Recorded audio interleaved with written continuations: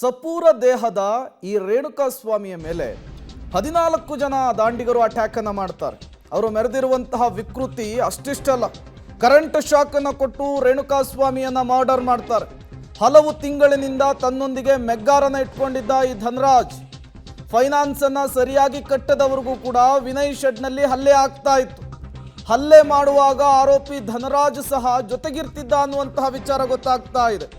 ಹಲ್ಲೆ ಮಾಡುವಾಗ ಮೆಗ್ಗಾರ್ನಿಂದ ಶಾಕ್ ಕೊಡ್ತಾ ಇದ್ದ ಧನರಾಜ್ ಮತ್ತು ವಿನಯ್ ಕರೆಂಟ್ ಶಾಕ್ ಕೊಟ್ಟು ರೇಣುಕಾ ಸ್ವಾಮಿಯನ್ನ ಹತ್ಯೆಗೈದಿದ್ದಾರೆ, ಕೊಲೆ ಮಾಡಿದ್ದಾರೆ.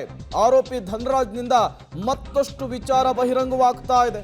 ಹೊಸ ವಿಚಾರಗಳು ಮುನ್ನೆಲೆಗೆ ಬರ್ತಾ ಇದೆ. ಈ ಧನರಾಜ್ ಏನಿದ್ದ ಮೆಗ್ಗಾರ್ ಶಾಕ್ನ ಎಕ್ಸ್ಪರ್ಟ್ ಅಂತೆ. ಇವನು ಯಾರ್ಯಾರು ಫೈನಾನ್ಸ್ ಅನ್ನು ತೆಗೆದುಕೊಂಡು ಬಡ್ಡಿ ಕಟ್ಟಿರಲಿಲ್ವೋ ಅಂಥವ್ರಿಗೂ ಕೂಡ ಇದೇ ರೀತಿಯ ಟ್ರೀಟ್ಮೆಂಟನ್ನು ಕೊಡ್ತಾ ಇದ್ನಂತೆ.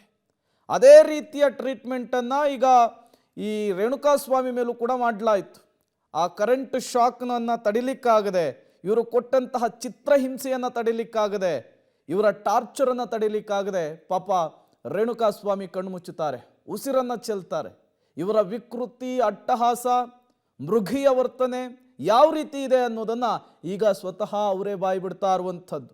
ನೋಡಿ, ಸಪೂರ ದೇಹದ ರೇಣುಕಾ ಸ್ವಾಮಿ ಈ ದಾಂಡಿಗರ ಟಾರ್ಚರನ್ನು ಹೇಗೆ ತಡ್ಕೊಂಡಿದ್ರು ಅಂಥೇಳಿ. ಆತ ಪ್ರಜ್ಞೆ ತಪ್ಪಿ ಬಿದ್ದರೂ ಕೂಡ ಬಿಡೋದಿಲ್ಲ. ಎಬ್ಸಿ ಎಚ್ಚರ ಮಾಡಿ ಆತನಿಗೆ ಟಾರ್ಚರ್ ಕೊಡುವಂತಹ ಕೆಲಸ ಆಗುತ್ತೆ. ಕಾರಣ ಅಶ್ಲೀಲ ಮೆಸೇಜನ್ನು ಮಾಡಿದ್ದ ಪವಿತ್ರ ಗೌಡಗೆ ಅನ್ನುವಂತಹ ಏಕೈಕ ಕಾರಣಕ್ಕೆ ಪೊಲೀಸರು ಇನ್ನೂ ಕೂಡ ಇನ್ವೆಸ್ಟಿಗೇಷನ್ ಅನ್ನು ನಡೆಸುವ ಮೂಲಕ ತನಿಖೆಯ ಆಳಕ್ಕಿಳಿತಾ ಇದ್ದಾರೆ. ಹಲವು ವಿಚಾರಗಳು ಗೊತ್ತಾಗ್ತಾ ಇದೆ. ಮೆಗ್ಗಾರ್ ಖರೀದಿಯ ಬಗ್ಗೆ ಮಾಹಿತಿಯನ್ನ ನೀಡಿದ ಧನರಾಜ್ ನನಗೆ ಓರ್ವ ಗೆಳೆಯ ಕೊಟ್ಟಿದ್ದ ಅಂಥೇಳಿ ಮಾಹಿತಿಯನ್ನು ಕೊಡ್ತಾ ಇದ್ದಾನೆ ರಾಜು. ಮೆಗ್ಗಾರನ್ನ ಆನ್ಲೈನ್ನಲ್ಲಿ ತರಿಸಿಕೊಂಡಿರುವ ಬಗ್ಗೆ ಪತ್ತೆ ಆಗಿರುವಂತಹದ್ದು. ನಿರಂತರವಾಗಿ ಮೆಗ್ಗಾರನ್ನ ಬಳಸಿರುವ ಬಗ್ಗೆ ಪೊಲೀಸರಿಗೆ ಮಾಹಿತಿ ಸಿಕ್ಕಿದೆ. ಮೆಗ್ಗಾರ್ ಖರೀದಿಯ ಬಗ್ಗೆ ಮಾಹಿತಿಯನ್ನ ಇಲ್ಲಿಯವರೆಗೂ ಕೂಡ ಕೊಡ್ತಾ ಇಲ್ಲ. ತನಗೆ ಓರ್ವ ಗೆಳೆಯ ಇದನ್ನ ಕೊಟ್ಟಿದ್ದ ಅನ್ನುವಂತಹ ವಿಚಾರವನ್ನ ಪೊಲೀಸರ ಮುಂದೆ ಆತ ಪ್ರಸ್ತಾಪಿಸಿದ್ದಾನೆ. ಪೊಲೀಸರು ಈ ಮೆಗ್ಗಾರ್ ವಿಚಾರಕ್ಕೆ ಸಂಬಂಧಪಟ್ಟಂತೆ ಮತ್ತಷ್ಟು ಆಳಕ್ಕಿಳಿದಂತಹ ಸಂದರ್ಭದಲ್ಲಿ ಈ ರೀತಿಯ ಶಾಕಿಂಗ್ ಟ್ರೀಟ್ಮೆಂಟ್ ಅನ್ನ ಮೆಗ್ಗಾರನ್ನ ಬಳಸಿ ಹಲವು ಮಂದಿಗೆ ಇವರು ಟಾರ್ಚರ್ ಕೊಟ್ಟಿರುವಂತಹ ವಿಚಾರವನ್ನ ಆತ ಬಾಯಿ ಬಿಟ್ಟಿದ್ದಾನೆ. ಈಗ ಮೆಗ್ಗಾರ್ ವಿಚಾರಕ್ಕೆ ಸಂಬಂಧಪಟ್ಟಂತೆ ಪೊಲೀಸರು ಮತ್ತೆ ಇನ್ವೆಸ್ಟಿಗೇಷನ್ ಅನ್ನು ಮಾಡ್ತಾ ಇದ್ದಾರೆ. ಇವರ ಕೈಗೆ ಮೆಗ್ಗಾರ್ ಹೇಗೆ ಬಂತು, ಯಾರ್ಯಾರ ಮೇಲೆ ಈ ರೀತಿಯ ಪ್ರಯೋಗ ಮಾಡಿದ್ರು, ಆ ಶೆಡ್ನಲ್ಲಿ ಇದೇ ರೀತಿಯ ಮೆಗ್ಗಾರ್ ಟ್ರೀಟ್ಮೆಂಟ್ ಅನ್ನು ಕೊಡ್ಲಾಗ್ತಿತ್ತ, ಸಹಜವಾದಂತಹ ಪ್ರಶ್ನೆಗಳಿಗೆ ತನಿಖೆಯ ಮೂಲಕ ಉತ್ತರವನ್ನು ಕಂಡುಕೊಳ್ಳುವುದಕ್ಕೆ ಪೊಲೀಸರು ಮುಂದಾಗ್ತಾ ಇರುವಂಥದ್ದು. ಮತ್ತಷ್ಟು ಡೀಟೇಲ್ಸ್ ಅನ್ನು ಕೊಡ್ತಾರೆ ನರಸಿಂಹಮೂರ್ತಿ. ಧನರಾಜ್ ಈ ಮೆಗ್ಗಾರ್ ಮೂಲಕ ಶಾಕ್ ಕೊಡುವಂತಹ ಕೆಲಸದಲ್ಲಿ ನಿರಂತರವಾಗಿದ್ದ ಅನ್ನುವಂತಹ ವಿಚಾರಗಳು ಕೂಡ ಮುನ್ನೆಲೆಗೆ ಬರ್ತಾ ಇದೆ. ಈ ವಿಚಾರಕ್ಕೆ ಸಂಬಂಧಪಟ್ಟಂತೆ ಏನೆಲ್ಲ ಡೀಟೇಲ್ಸ್ ಸಿಗ್ತಾ ಇದೆ ಅಂತ ಪ್ರೇಮ್, ಈ ಧನರಾಜ್ ಯಾರು, ಈತನನ್ನ ಇದೀಗ ಪೊಲೀಸರು ಯಾಕೆ ಅರೆಸ್ಟ್ ಮಾಡಿದ್ದಾರೆ ಅಂತೇಳಿ ನೋಡಿದಂತಹ ಸಂದರ್ಭದಲ್ಲಿ ಈ ಧನರಾಜ್ RR ನಗರದ ನಿವಾಸಿ, ಸದ್ಯ ದರ್ಶನ್ ಮನೆಯ ನಾಯಿಗಳನ್ನ ನೋಡ್ಕೊಳ್ತಿದ್ದ ಕಳೆದ 1-1.5 ವರ್ಷಗಳಿಂದ ಅನ್ನೋ ಮಾಹಿತಿಗಳು ಲಭ್ಯವಾಗ್ತಿದೆ. ಅದಕ್ಕೂ ಮೊದಲು ದರ್ಶನ್ ಸಂಪರ್ಕಕ್ಕೂ ಬರೋದಕ್ಕೂ ಮೊದಲು ಈತ ಈ ಡಾಗ್ಗಳಿಗೆ ಬ್ರೀಡ್ ಮಾಡುವ ಕೆಲಸವನ್ನ ಮಾಡ್ತಿದ್ದ ಅನ್ನೋ ಮಾಹಿತಿಗಳು ಲಭ್ಯವಾಗ್ತಿದೆ.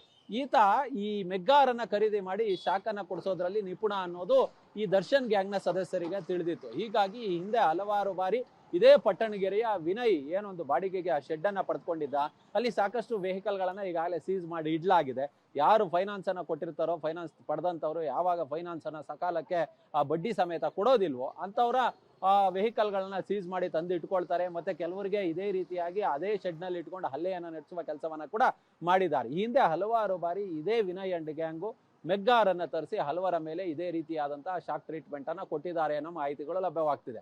ಮತ್ತೆ ರೇಣುಕಾ ಸ್ವಾಮಿಯನ್ನ ಕರೆತಂದಂತಹ ದಿನ ಕೂಡ ಇದೇ ಧನರಾಜ್ ಇದೇ ಮೆಗ್ಗಾರನ್ನ ತೆಗೆದುಕೊಂಡು ಹೋಗಿ ಕೊಟ್ಟಿದ್ದಾನೆ ಅನ್ನೋ ಮಾಹಿತಿಗಳು ಪೊಲೀಸರಿಗೆ ಲಭ್ಯವಾಗಿದೆ. ಇದೀಗ ವಿಚಾರಣೆಯಲ್ಲಿ ಎಲ್ಲಿಂದ ಬತ್ತಪ್ಪ ನಿನಗೆ ಮೆಗ್ಗಾರು ಅಂದ್ರೆ ನನ್ನ ಫ್ರೆಂಡ್ ಕೊಟ್ಟ ಅನ್ನೋ ನಿಟ್ಟಲ್ಲಿ ಹೇಳಿಕೆಯನ್ನ ಕೊಟ್ಟಿದ್ದಾರಂತೆ. ಆದ್ರೆ ಯಾವ ಫ್ರೆಂಡ್ ಕೊಟ್ಟ ಅನ್ನೋದಕ್ಕೆ ಅದಕ್ಕೆ ಸರಿಯಾದ ಉತ್ತರ ಇಲ್ಲ. ಆದ್ರೆ ಪೊಲೀಸರ ಪ್ರಕಾರ ಈ ಒಂದು ಮೆಗ್ಗಾರನ್ನ ಆನ್ಲೈನ್ ಅಲ್ಲಿ ಖರೀದಿ ಮಾಡಿದ್ದಾರೆ ಅನ್ನೋದು ಪೊಲೀಸರ ತನಿಖೆಯಲ್ಲಿ ಗೊತ್ತಾಗಿದೆ.